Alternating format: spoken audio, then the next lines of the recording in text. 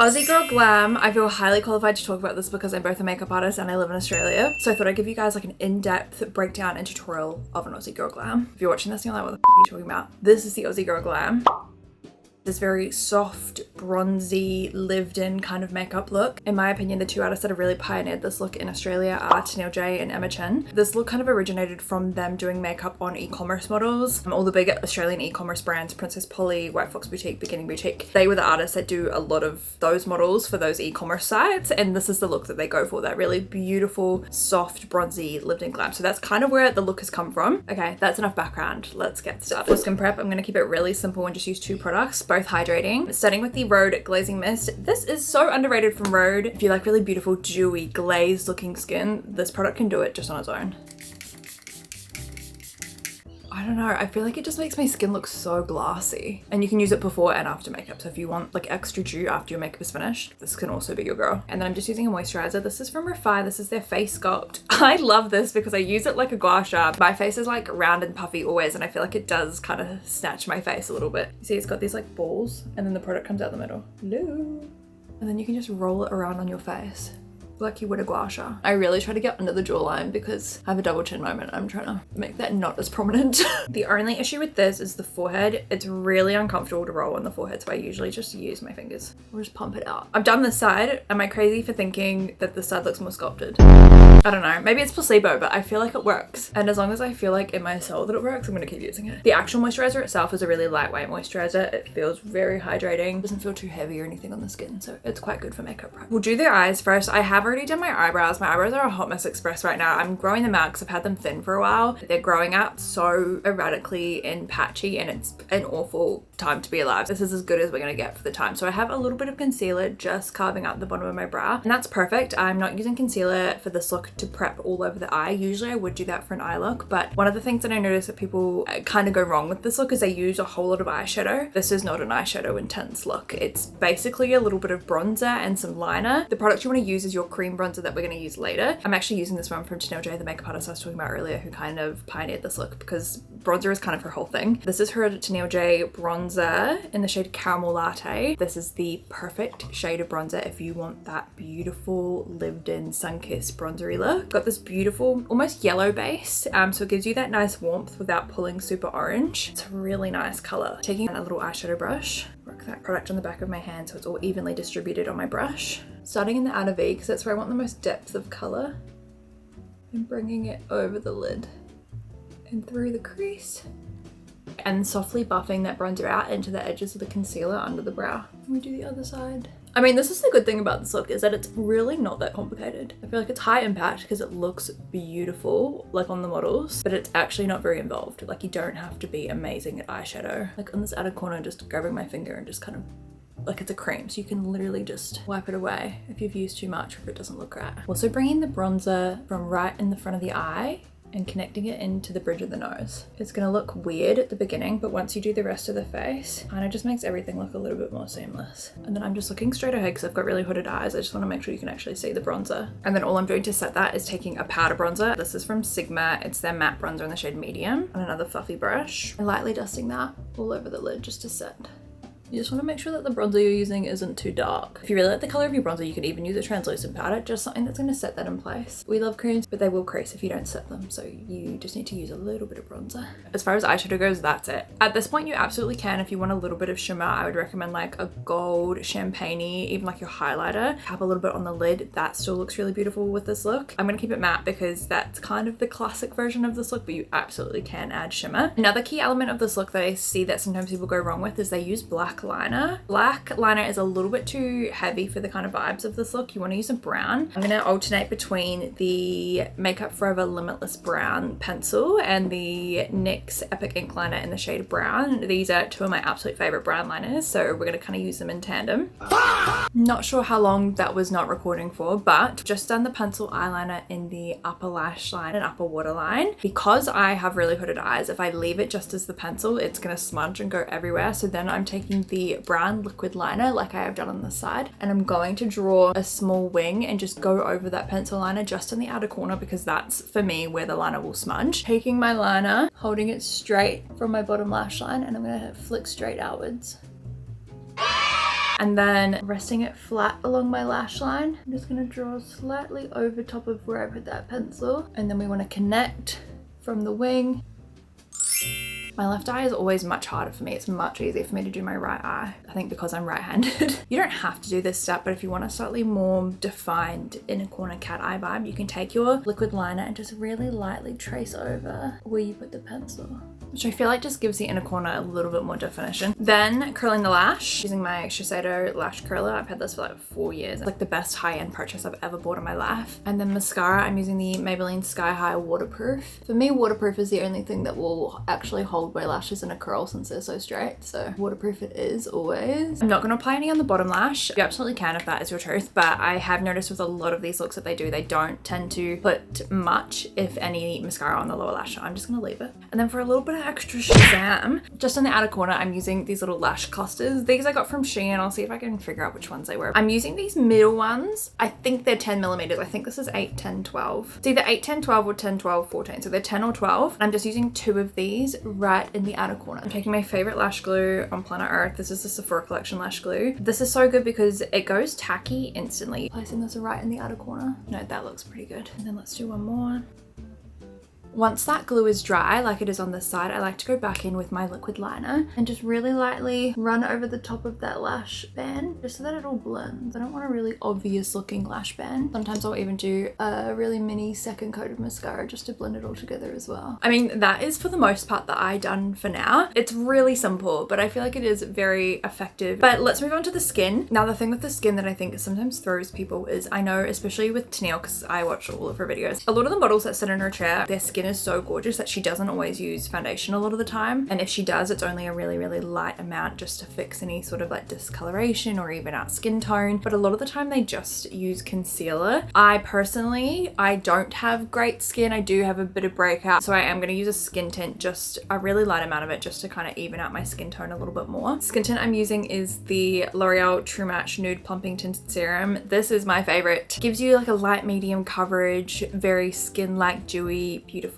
Because I have a fresh fake tan, and it has, even though I washed it off after 4 hours, it kept developing when I woke up. And I woke up like quite orange, so this might be a little bit too light for me, but it'll be fine. We'll bronze up. I'm just gonna take some of this on the back of my hand. Taking a foundation brush, I'm just gonna kind of work some of that product into the brush, just a really light amount of it, and just start lightly covering my skin. Now that I think is looking pretty good. And the brush that I'm using is one from House Labs. It's the, I actually don't know what brush this is. It doesn't have a name on it. This must be their foundation brush. And then this is where we can go pretty trigger happy with one of the stars of the show. We're back with the Tennille J bronzer. Doing the same thing I did before, tapping this into the back of my hand just so that it's evenly distributed on my brush. Right on the top of my cheekbone. And pulling back up into my hairline. Keeping my foundation brush handy as well while I do this, because I can kind of use that brush to diffuse any edges as I go and make sure that I don't have just like a stripe on my face. Very liberal on the forehead. Lots of bronzer on the forehead. It's very Australian. Right across. I just kind of do it all over the bridge of the nose as well. We're going to do some fake freckles later. It doesn't have to be like a perfect contour or anything on the nose. And then under the jaw as well. No double chin, please. Now for blush, my favorite part, you want those really like sun-kissed, like warm tanny colors. So I'm gonna go between, from Rode, obviously their little Rode pocket blushes. Toasted Teddy and Tan Line are both perfect. One is obviously a little bit on the darker side, and one is a little bit on that warmer peachy pink side. I'm gonna take a little bit of Toasted Teddy. Honestly, I'm just gonna apply it straight to my face. Normally for blushes I wouldn't do this, but these are creamy and quite blendable. So I'm doing it just above the bronzer. One little bit of each. You can do one or the other, you can do both like I'm doing. I just like that Tan Line lightens up Toasted Teddy just a little tiny touch, but it's not necessary. Taking my brush, this is another House Labs brush. This is probably my favorite brush of all time. It's a dual ended. I like to use this side for concealer and then I use this side for blush. It's just phenomenal. But I'm using the rounded dome side, and I'm just gonna start tippy-tapping away. Never swiping, just tapping up and down and blending from the top of the bronzer up into the under eye. Whatever's left on this brush, I'm just going to tap a little bit on the top of my nose. For concealer, I'm using the Hourglass Vanish Concealer. I used to hate this product. Like, I hated it when I first used it. I thought it looked horrendous, and now I really like it. I don't know if my skin's changed or the way I've applied it has changed, but I think it's lovely now. I'm just doing this really lightly. I think part of the key of this is not using too much. We're going right in the inner corner, right underneath the eyeliner, a little bit on the nose, forehead, chin, And then I always do right beside the nose as well. I think it's a really good place to brighten. If you've over blushed or bronzed too far into the skin, this can brighten up that T-zone area as well. Sometimes as well, I do like to take this right under the bronzer, use that to kind of clean up and define the draw a little bit more. Taking my Hasselb's brush, but we're using the other end this time, the flat side. I honestly, this concealer, I don't usually let it dry too much. I think once it dries, it becomes quite hard to work with. You can see I'm taking this concealer and I'm kind of blending upwards. I want that lifted kind of placement. And then again, just tapping that into the skin. I'll flip the brush around, whatever's left on that blush. I'll blend up into the concealer just so that everything blends together seamlessly. That's the name of the game. You don't want any harsh lines. I'm really happy with how this is looking so far. I feel like our skin looks really, really gorgeous actually. Before I set anything, I'm just gonna take my bronzer. Once again, the bronzer is everything. Bronzer is life. On a little brush, and I'm just gonna run this really lightly under my eye.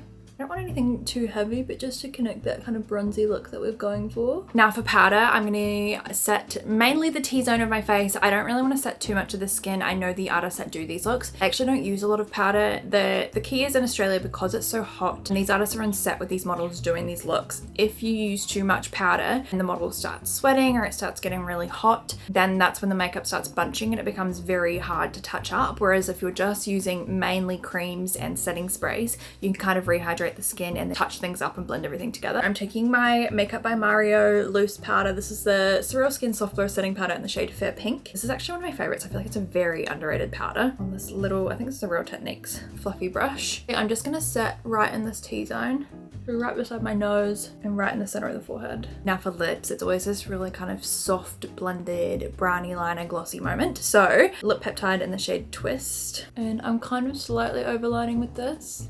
Again, I want that kind of smudgy, blended out lip look.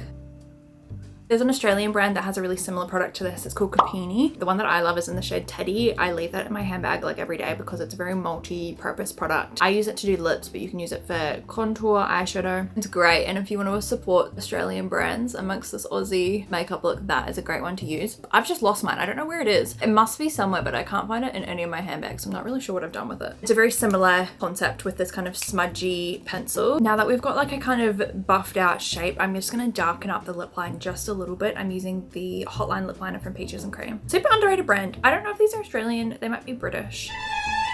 But they are so good. Like, and these lip liners are dirt cheap. I'm just running this slightly inside that buff line so you can still see that kind of smudgy smokiness, just with a little bit more definition. I feel like there's some irony about me doing an Aussie girl glam and it's like the most miserable day outside. Like it's just raining and like gross. Then take your concealer, do the tiniest little dot, tap it into the center of the lip. Then top of the gloss, you can either do like a clear or like a sheer pink. I'm going for like a sheer pinky glittery vibe. This is from Maybelline. It's one of their lifted glosses. These are my fave. Like these are probably one of my favorite glosses ever. There's so many colors. They're so cheap. This is the shade Moon. This is probably my most used actually. So good. Final touches, let's go in for a freckle. I'm using the Anastasia Beverly Hills Micro Stroke Brow Pen. This is actually what I used to fill in my brows today. Brow pens are my favorite for doing freckles because they're slightly less pigmented than an eyeliner, so they look a little bit more natural. Start tapping. Make sure your hands are a little bit clammy, like warm them up a bit, and then start tapping that into the nose. So yeah, honestly, if you're like a clammy, sweaty girl, this is your time to shine. And honestly, with freckles, I kind of just go where my heart thinks I should go. I think the hardest thing with a freckle is knowing when to stop. Sometimes you just need to like pause, take a step back, see how you're going. Also using the brow pen, one of my favorite things to do. If you have any natural moles or anything on the face, freckles, bring them back. It's a really good way to make the skin look more skin-like. So I go in and then I again dab with a finger because I think it softens them up a bit. And then also to finish off, I'm just taking a little bit of highlighter. This is the Glow Seeker highlighter in Ethereal. She is so ethereal-istica. That is all that's on my brain right now. Ethereal, and I'm just taking a little fan brush. I'm gonna run a little bit just down the center of my nose. I'm using a really light hand because I don't want a super highlighter-y vibe. Also, I think this is the eyeshadow brush I used earlier, but you just want a nice little eyeshadow brush as well. Tapping a little bit of this highlighter right in the inner corner. And then you want a really strong setting spray to last the Australian heat. This is the one from One Size. I also love the L'Oreal 3-Second Mist. I've actually just finished my bottle of that, which is why I'm not using that, because usually I would. It's just much cheaper than this one, but let's give this a spray. Ooh. And that is my Aussie Girl Glam all completed. I love this look. It's one of my favorite kind of glams. It can also be daytime or nighttime. It's the kind of makeup look that I feel like it just like makes you feel pretty. Anyway, that's it. Hopefully this video helps some of you guys on your Aussie glam journeys. If there's any other looks you want me to recreate or any tutorials or products you want me to talk about, please let me know in the comments. I'm always open to doing whatever, like literally anything you guys ask for. Hopefully you enjoyed this look. I love you so much and I'll see you in the next one. Okay, bye.